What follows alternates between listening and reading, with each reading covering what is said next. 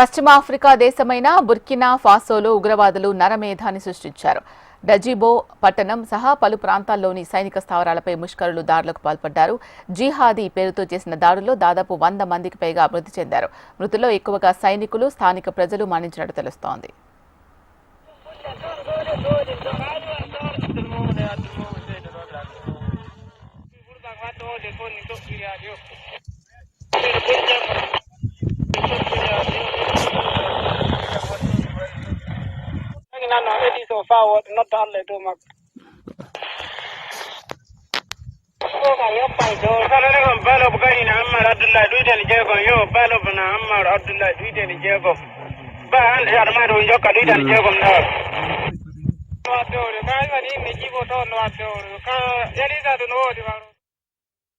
పశ్చిమ ఆఫ్రికా దేశమైన బుర్కినా ఫాసోలో ఉగ్రవాదులు నరమేధం సృష్టించారు.